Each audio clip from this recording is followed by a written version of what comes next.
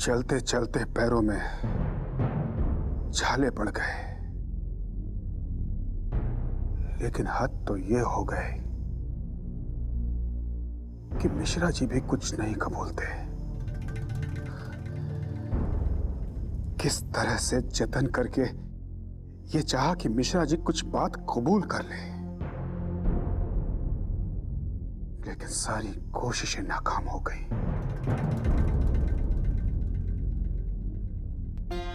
गौहर के अब्बा, अम्मी और अब्बू हैदराबाद से लौट आए हैं। कहाँ है अम्मी अब्बू? कहाँ है? क्या वो कोई छोटी सी सुई है जो किसी तकिया के नीचे है या गद्दे के नीचे है और हमें दिखाई नहीं दे रहे? अरे नहीं नहीं, वो यहाँ नहीं, वो बड़े अब्बा के घर आए हैं।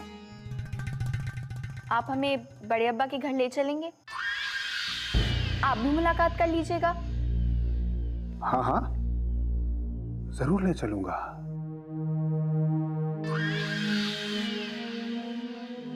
शायद वहां से ही कुछ पता चल जाए।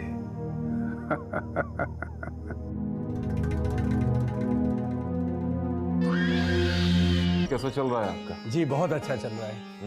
जी आदाब। आदाब। आइए आइए लाडले मिर्जा। बैठो नसीमा। अरे शर्मा क्यों रही हो? बैठो, तुम्हारा ही घर है भाई, बैठो। नसीमा, बड़े अच्छे वक्त पर आई हो। अरे दस्तरखान लगा हुआ है, नौश करो। घसीटी बुआ, 2 प्लेटें तो ले आइएगा। और भाई अली मियाँ कैसे हैं? जी बहुत अच्छा हूँ। ये बताइए कि उन दोनों का कुछ पता लगा कि कहां पर हैं, कैसे हैं? लाडले मियाँ, हमें इस बात की कोई खबर नहीं कि वो कहाँ हैं और किस हाल में हैं। बस परवरदिगार से यही दुआ है कि वो जहाँ रहें खैरियत से रहें। पर हाँ लाडले मियाँ, अगर आपको इस बात की कोई इत्तिला मिले तो हमें जरूर बताइएगा। अब क्या कहें अली मियाँ, मैं इस घर का दामाद जो ठहरा, आखिर गैर ही तो हूं। नहीं नहीं लाडले भाई, आप ये कैसी बातें कर रहे हैं? अपने आप को गैर क्यों कह रहे हैं? ये तो मैं जानता ही था कि अब्बास अपनी जिम्मेदारियां निभा नहीं पाएगा,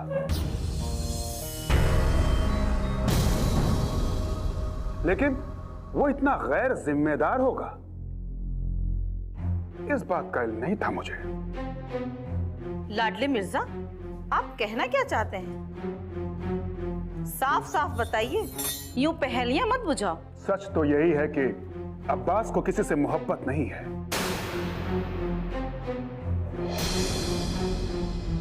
और उसकी बहन नसीमा अपने भाई की खैरियत के लिए बेकरार है, और अब्बास से यह तक नहीं हुआ कि एक चिट्ठी लिखकर छोड़ देता अपनी सलामती की,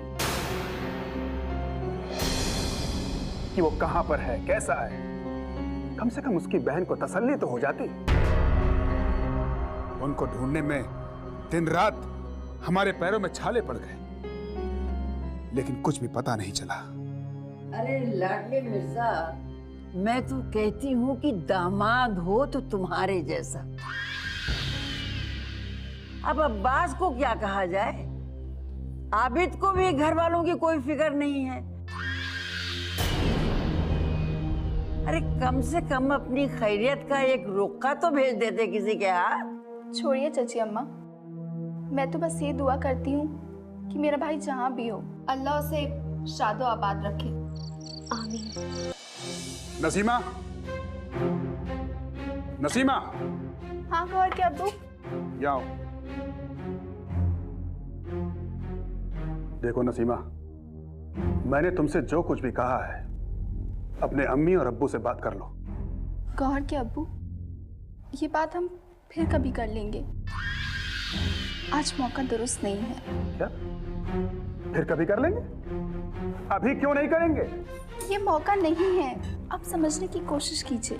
देखो, तुम फालतू की बातें मत करो मुझसे। जैसा मैंने कहा है वैसा करो,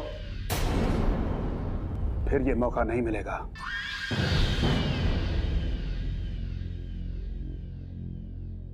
बेटी क्या बात है? नहीं, कुछ नहीं अब्बू। लाडले मिर्जा, तुम ही बताओ बेटा क्या बात है?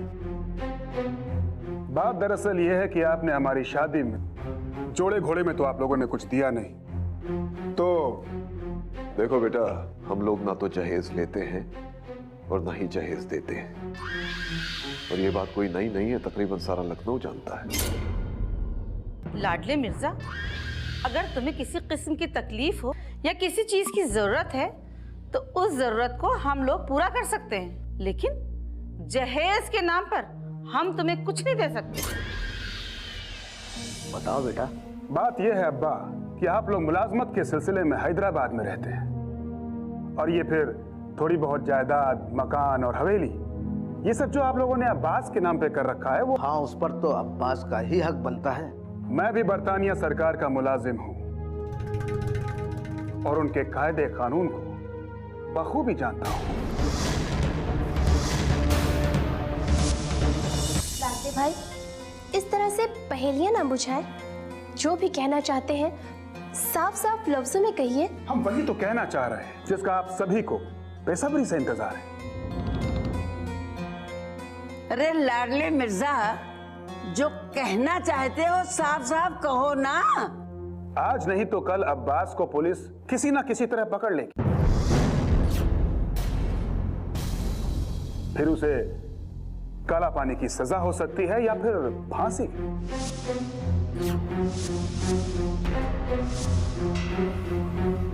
खुदा ना करे। सब खुदा ही करेगा, मैं कौन होता हूं बीच में आने वाला।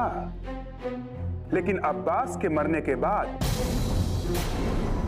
जो जायदाद अब्बास के नाम है, ये बरतानिया सरकार उस पर कब्जा कर लेगी।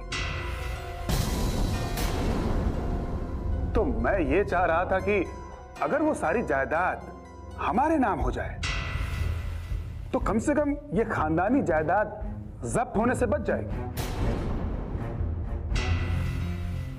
इसमें हमारा कोई फायदा नहीं है, सारा फायदा आप सब लोगों का है। बाकी आप लोग जैसा ठीक समझें वैसा करें। अब अब्बास अकेला नहीं है, उसकी बीवी भी है। इंशाअल्लाह कल उसके बच्चे भी होंगे। इन सब का हक मैं तुम्हें नहीं दे सकता। अरे लाडले मिर्जा, ठीक ही तो कह रहे हैं ना।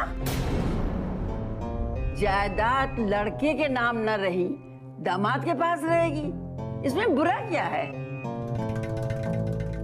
कम से कम हवेली उन फिरंगियों के हाथ तो नहीं लग पाएगी। क्या सारी परेशानी मेरी जात से है?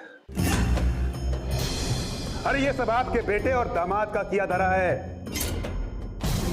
दोनों पर वतन परस्ती का बड़ा जज्बा था, लीडरी झाड़ने का भूत सवार था उन दोनों पर। वो दिन दूर नहीं है बड़ी अम्मा, जब सारी की सारी अफसरी थरी की थरी रह जाएगी